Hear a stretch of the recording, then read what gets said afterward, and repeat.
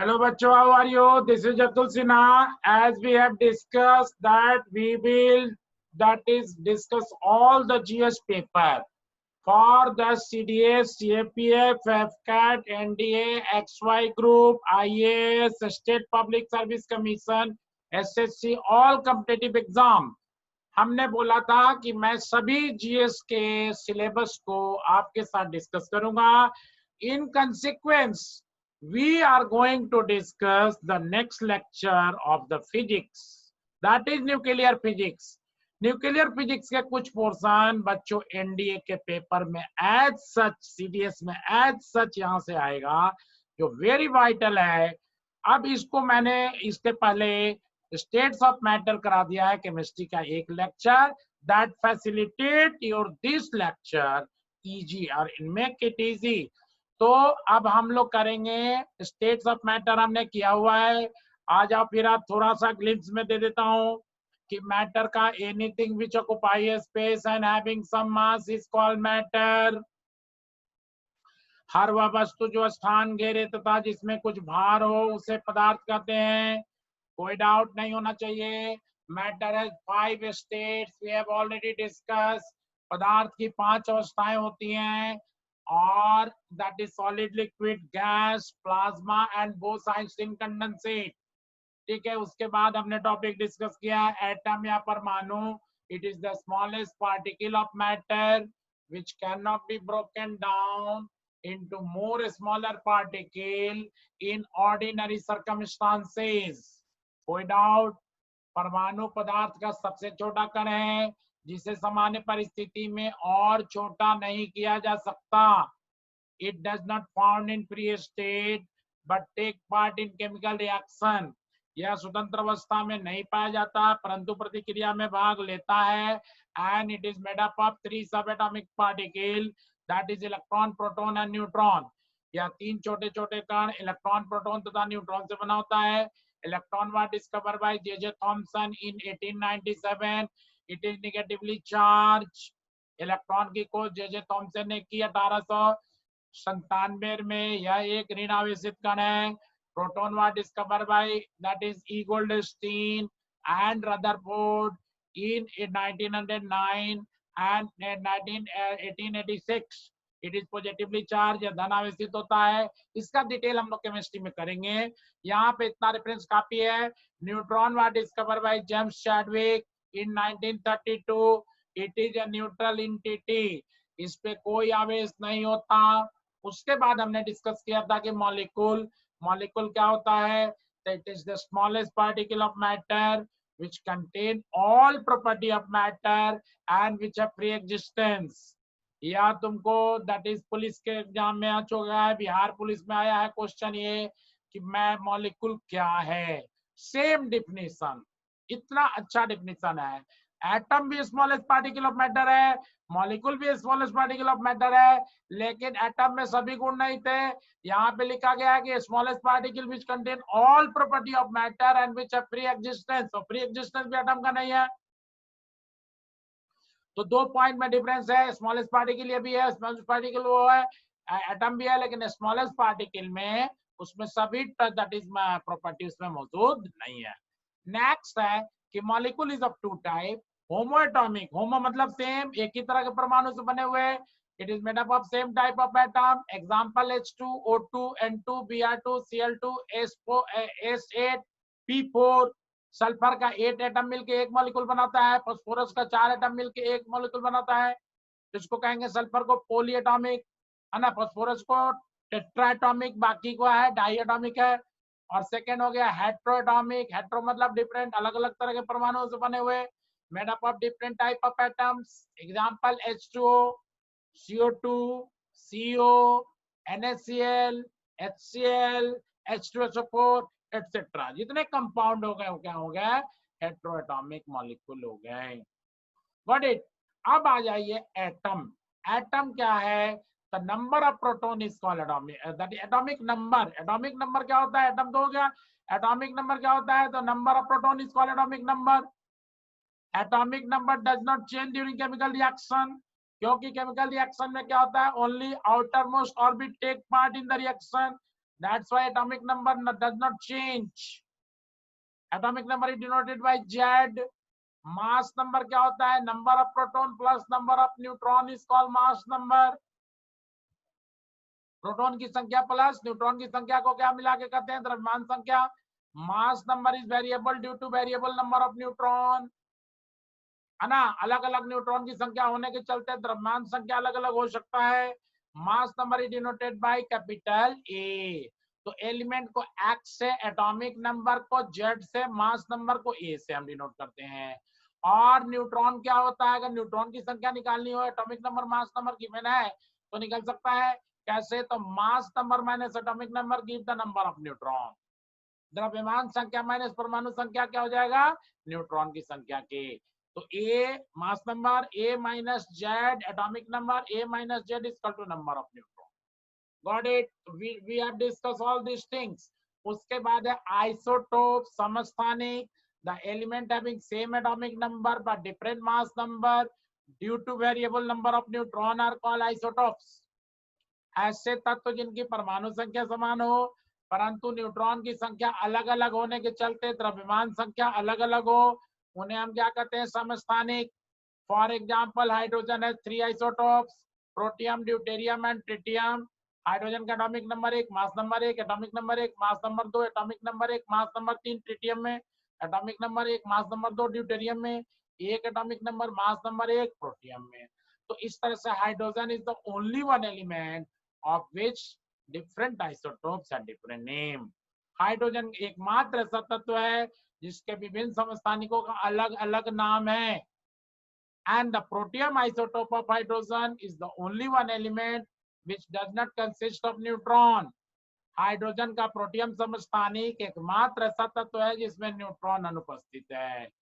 तो ये सारी बातें हमने कर लिया है. Carbon has 3 isotopes, that is C12, C13, C14. ठीक है ना. इसके बारे में हम लोग डिटेल आगे करेंगे. अब आ जाओ, तुमको नया टॉपिक करा रहा हूं आज, आइसोबार्स. आइसोबार्स यानी समभारिक. The element having same mass number but different atomic number are called isobars. Element having same mass number but different atomic number are called isobars. ऐसे तत्व जिनके द्रव्यमान संख्या समान हो परंतु परमाणु संख्या अलग अलग हो, उन्हें हम समभारिक कहते हैं. फॉर एग्जांपल हाइड्रोजन का ट्रिटियम और हीलियम का आइसोटोप जिसमें हीलियम का एटॉमिक नंबर 2, मास नंबर 3 है. तो यहाँ पे हम 3 - 1 करेंगे, 2 बचेगा. यहाँ 3 - 2 करेंगे, 1 बचेगा.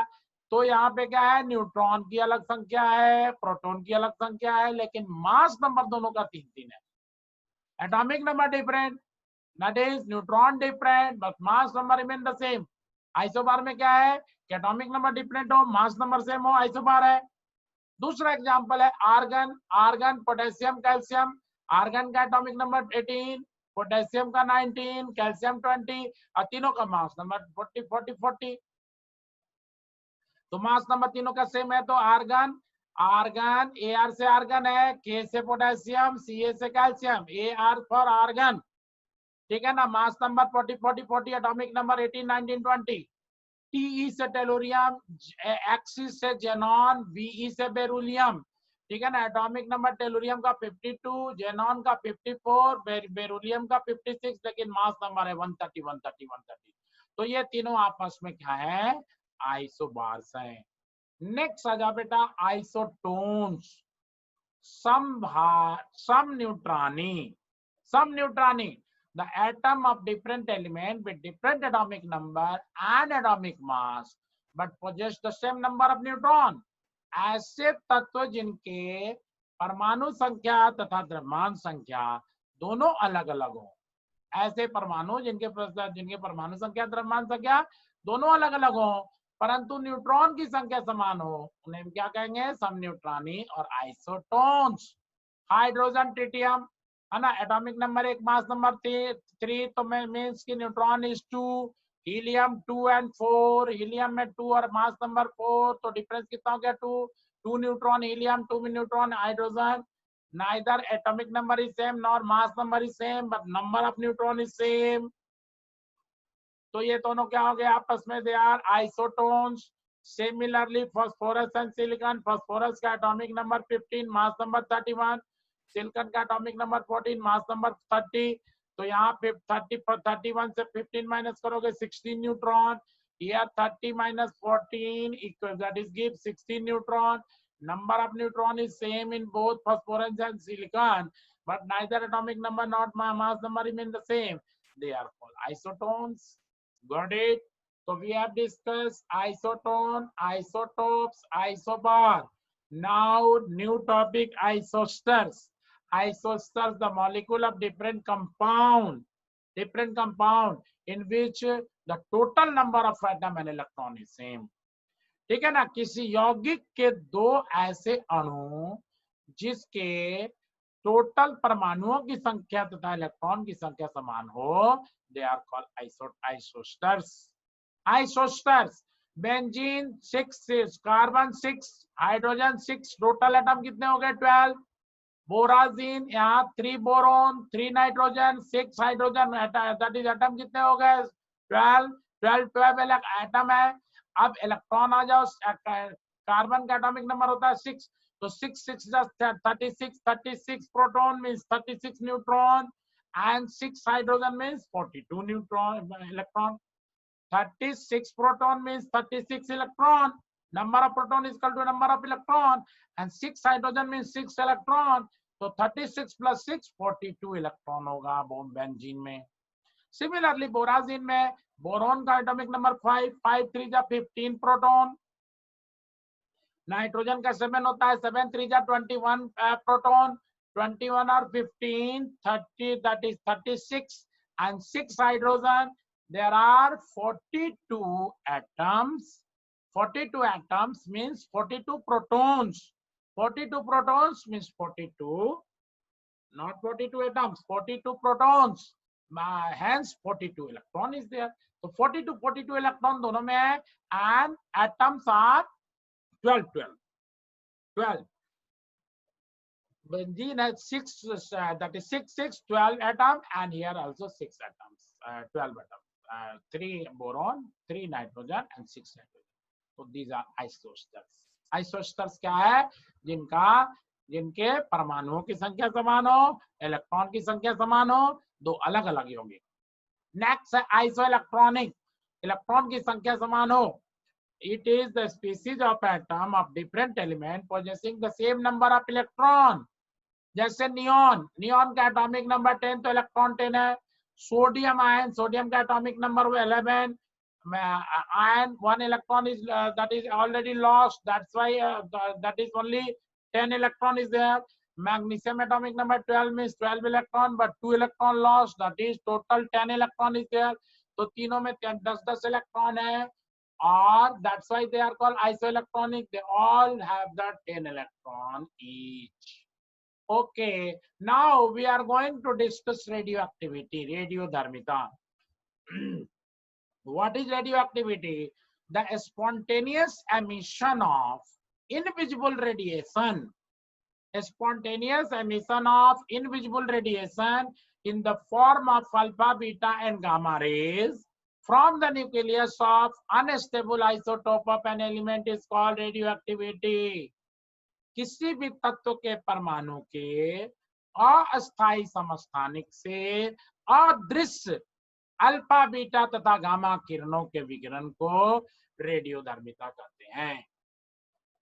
Spontaneous emission of invisible radiation in the form of alpha, beta, and gamma rays from the nucleus of unstable isotope of an element is called radioactivity. It was discovered by Henry Becquerel. Henry Becquerel ने इसकी खोज की थी, और Henry Becquerel, Madame Curie, and Pierre Curie got the Nobel Prize of Physics for the same. Henry Becquerel ने radioactivity की खोज की थी. मैडम क्यूरी और उनके हस्बैंड पेरी क्यूरी को नोबेल प्राइज मिला फॉर डिस्कवरिंग रेडियम. इन्होंने रेडियम खोजा था, which is radioactive element. So these three got Nobel Prize for the same. Then after that is of physics, physics का मिला. Madame Curie got Nobel Prize of chemistry again for isolating polonium. Polonium के 27 isotopes होते हैं, उसको isolate करने के लिए उनको केमिस्ट्री का नोबेल प्राइज मिला। And then after her daughter and son-in-law also got Nobel Prize, and that also in the field of radioactivity. Madam Curie, Pierre Curie उनके हस्बैंड थे, इन दोनों के बेटी और दामाद को भी नोबेल प्राइज मिला। That was also in the field of radioactivity. So Curie family is the only one family in the world who got 5 Nobel Prize and all in the field of radioactivity. Okay, half life period. Half life period क्या होता है? So the period during which unstable isotope of an element reduces its mass by half is called half life period. वह काल अवधि जिसमें किसी तत्व का अस्थायी समस्थानिक अपने द्रव्यमान का आधा हिस्सा विकृत कर दे, उसे हम दैट इज अर्ध जीवन काल कहते हैं। The half life period of C14 is 5556 years. Carbon 14 का अर्ध जीवन काल 5556 साल होता है। मतलब C14, C12 both occur in all living organisms. जब भी कोई जो व्यक्ति जो कोई भी ऑर्गेनिज्म अगर जिंदा रहता है तो उसके बॉडी में C12, C14 दोनों जाता रहता है। उसके मरने के बाद C14 का डिके होगा, C12 remain the same. If any elements that is P upon N ratio, any element atom P upon N ratio is less than 1, then the atom is unstable. अगर P upon N ratio 1 से कम है तो unstable है।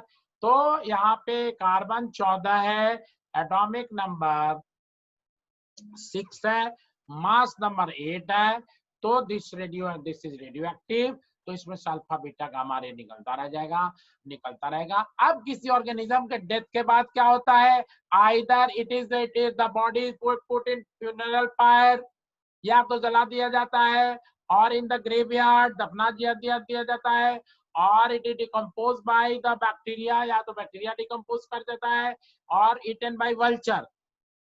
These are the normal cases happen with the dead body. But sometime what happens? Some dead body remain trapped in the hot mud. Hot mud, गर्म कीचड़ में पड़ गया तो that is called, क्या कहेंगे उसको? fossils, जीवाश्म, hard mass बन गया, coal, diesel, petrol, all are fossil fuel. तो उस फॉसिल में से C12 की मात्रा जो भी उस समय मरने के समय थी, करोड़ों साल बाद उतनी ही रहेगी। C14 उसका मास का हाफ हो जाएगा। दोनों को कंपेयर कर लेंगे कि C14 से C12 कितना, C12 से C14 कितना कम गया, and then we can say that how much old that element is. So this is called radiocarbon dating. इसको हम क्या कहते हैं? Radiocarbon dating, and it is the best scientific method to determine the age of any fossil. Age of any fossil is determined by radiocarbon dating. इसको सबसे अच्छा तरीका है किसी तटेज जीवाश्म का उम्र निर्धारित करने का। The process by which we determine the age of any fossil by comparing the amount of C14 with C12 is called radiocarbon dating. It is the best scientific method to determine the age of any fossil. The age of Earth or rock will be determined by uranium dating or uranium lead technique or uranium matrix method. किसी चट्टान या पृथ्वी का उम्र uranium dating से करते हैं।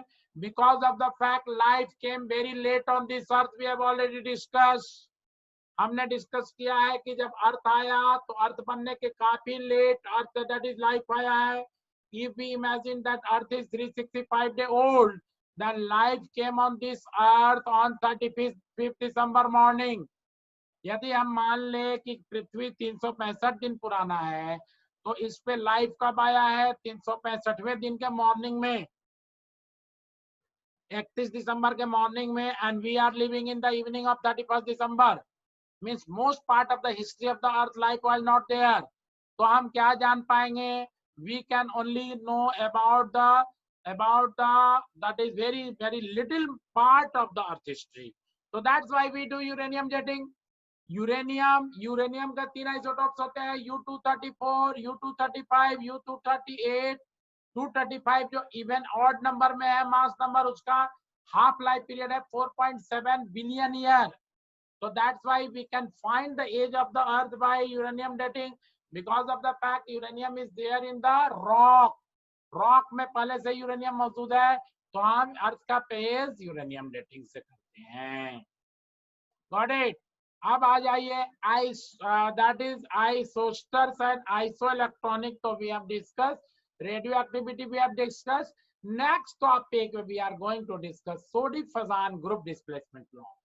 सोडी-फजान group displacement law very important topic है बच्चों. यहाँ देखो रेडियम, रेडियम का एटॉमिक नंबर 88 है, मास नंबर 226 है. अगर एक अल्फा पार्टिकल का एमिशन होता है तो ये रेडॉन में बदल जाएगा. Atomic number reduce by 2, mass number is reduce by factor of 4. If beta particle emission is there, atomic number increase by 1, mass number remain the same. Again, if beta particle is there, then it atomic number increase by 1, mass number remain the same. And if gamma emission is there, neither atomic number nor mass number will reduce, but the more excited state of radium will converted into less excited state, means high energy to low energy. This is called Soddy Fajans group displacement law. अब मैं आपसे पूछ रहा हूं कि alpha particle तो doubly ionise helium atom है, atomic number 2 से घट गया, कोई दिक्कत नहीं है, मास नंबर 4 से घट गया, है ना. बीटा पार्टिकल में how it is possible that atomic number increase by 1 और mass number remain the same? ये पूरी क्लास में एक दो बच्चा बता पाता है, सीडीएस में, एनडीए में. This is the case. Atomic number 1 से बढ़ गया, मास नंबर तुमको तो वैसा ही रहा. ये कैसे पॉसिबल है? Can you give me answer? तो इसका आंसर है बेटा कि एक न्यूट्रॉन जो है वो प्रोटॉन में म्यूटेट हो जाता है, डीके हो जाता है उसका. Proton mutated into, that is neutron mutated into proton. तो प्रोटॉन न्यूट्रॉन को मिला के मास नंबर करते हैं तो मास नंबर सेम रहेगा, atomic number increase by factor of 1. फिर से बता रहा हूं कि अगर सोडी-फजान ग्रुप डिस्प्लेसमेंट में क्या है कि रेडियम एटॉमिक नंबर 88 है, मास नंबर 226 है. If alpha particle emission is there, atomic number reduce by 2, mass number reduce by 4. If beta emission is there, atomic number increase by 1, mass number remain the same. Again, if beta emission is there, atomic number increase by 1, means radium to radium is formed and mass number remain the same, 222. And one gamma radiation result into no change in atomic number and mass number, but the radium more excited state to reduce to less excited state, that is high energy state to low energy state. Okay, now every this is I am going to explain. Every radioactive substance emit an alpha particle or a beta particle and often gamma rays. सभी रेडियोधर्मी पदार्थ से कभी कभी alpha, कभी कभी beta, और शायद ही कभी या तो अल्फा या तो बीटा और शायद कभी गामा निकलता है. The emission of this radiation change the original nucleus called parent nucleus to new nucleus called daughter nucleus. इसके एमिशन से क्या होता है? दैट इज ओरिजिनल न्यूक्लियस जिसको पेरेंट न्यूक्लियस कहते हैं, उसे डॉटर न्यूक्लियस में बदल जाता है. The emission of alpha particle reduces the mass number by 4 unit, we have discuss, and atomic number by 2 unit. The emission of one beta particle is caused by decay of electron, decay of a neutron into proton, and atomic number in its emission is increased by 1 unit and mass number remain the same. Decay of neutron into proton होगा, ठीक है ना. The emission of gamma ray does not affect the mass number and atomic number, but its emission changes the nucleus from more excited state to less excited state, that is high energy state to lower energy state. Got it? So this is Soddy Fajans group displacement law. अब आ जाओ properties of alpha particle. Alpha particle क्या है? Mass होता है 4 AMU, atomic mass unit, charge 2 unit positive charge, that is it is doubly ionise, that is doubly ionise helium का atom है. It is deflected towards the negative plate in electric field, that is there double ionized helium atom, है ना, या negative plate की तरफ झुकेगा, है ना, डिफ्लेक्शन होगा। डबली आयोनाइज है मतलब 2 आयन इसमें है, positive charge. Emission of alpha particle decreases the atomic number by 2 unit, है ना, परमाणु संख्या 2 से घट जाएगा, मास नंबर बाय 4 यूनिट, द्रव्यमान संख्या 4 से घटेगा। It produce maximum ionization in gases because of maximum kinetic energy, बहुत इंपॉर्टेंट पॉइंट। सबसे ज्यादा गैस को के कण को आयोनाइज करेगा क्योंकि काइनेटिक एनर्जी सबसे ज्यादा है।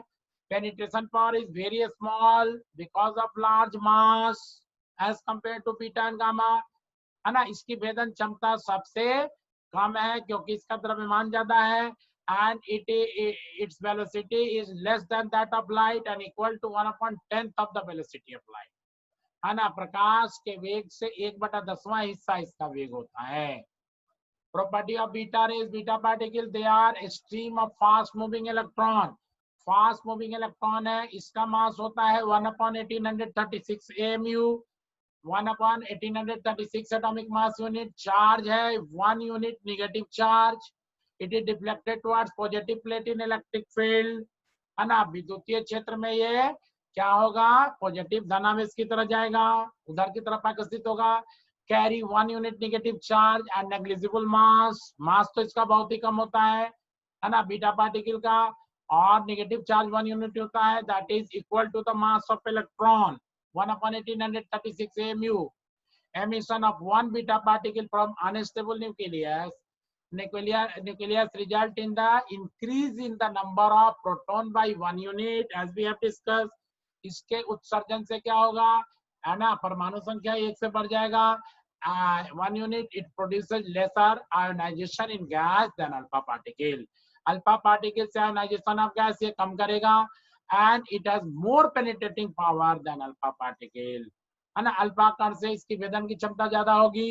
It is the strongest reducing agent, सबसे मजबूत अवकारक है, and its velocity is equal to 33% to 92% of velocity of light. प्रकाश के वेग से इसका 33 से 92% दैट इज वेग कम होगा।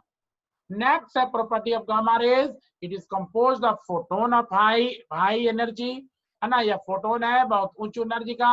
They are electromagnetic radiation of a very high frequency, even more than X-ray, that they have no charge, no mass, है ना। ये that is विद्युत चुंबकीय, है ना, that is विकिरण है ना, बहुत ज्यादा फ्रीक्वेंसी है, हाई फ्रीक्वेंसी है, एंड मोर देन एक्सरे है ना। अगर स्पेक्ट्रम में आप देखेंगे तो गामा रेज एक्सरे के नीचे आता है।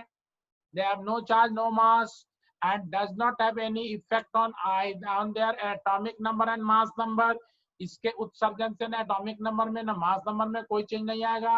Not deflected from there path in electric and magnetic field, ना ये विद्युतीय फील्ड में कहीं डिफ्लेक्ट होगा और न ही चुंबकीय क्षेत्र। Produce minimum ionization in gases and that is possess maximum penetration power. इसकी भेदन क्षमता सबसे ज्यादा होगी और मिनिमम आयोनाइजेशन पावर होगा। It can pass through 8 centimeter thick lead block and 28 centimeter thick iron sheets, या 8 सेंटीमीटर मोटे that is lead के पीबी लेड, है ना, शीशा को भेद सकता है, 25 सेंटीमीटर आयरन के शीट को छेद सकता है। Velocity is equal to the velocity of light, इसकी वेग प्रकाश के वेग के बराबर होगी। एनी प्रॉब्लम बेटा? तो this is all about gamma rays, और दैट इज बीटा रेज हमने डिस्कस किया, अल्फा रेज डिस्कस किया।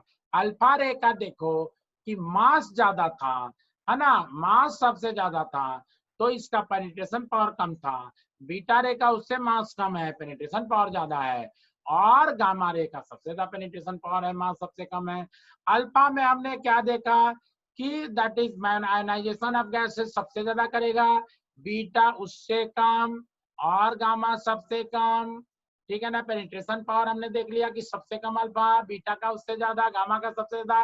वेलोसिटी हमने देखा लाइट का 1/10 है ये, बीटा क्या है लाइट का 33 to 92% है और गामा वेलोसिटी ऑफ लाइट के साथ चलता है। तो अब चारों चीज को हम कंपेयर कर दे रहे हैं। Ionization power maximum in alpha, less in beta, least in gamma. सबसे ज्यादा आयनीकृत करने की क्षमता अल्फा में, उससे कम बीटा में, सबसे कम गामा में, है ना। Mass maximum alpha then beta then gamma. द्रव्यमान सबसे ज्यादा अल्फा का, बीटा का उससे कम, गामा का सबसे कम।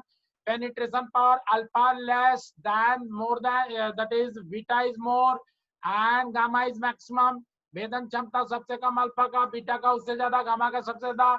And speed alpha is least, beta is in between and gamma is maximum. Gamma का वेग सबसे ज्यादा, उससे कम बीटा का, सबसे कम अल्फा का। तो this is all about this topic that is share, it should be shared by you. इसको शेयर करो बच्चा, लाइक करो, स्प्रेड करो। 6 सितंबर एनडीए पे जरूर इसमें से क्वेश्चन आना चाहिए। सीएपीएफ, एफकैट, सीडीए सब कंसेक्यूटिव एग्जाम है। इसके तुरंत बाद है सिविल सर्विसेज, सब जगह क्वेश्चन ही आ सकता है। तो इसको पसंद कीजिए, लाइक कीजिए, स्प्रेड कीजिए। और next lecture I am bringing very soon. Be ready and in between to complete these topics. Bye bye beta, welcome.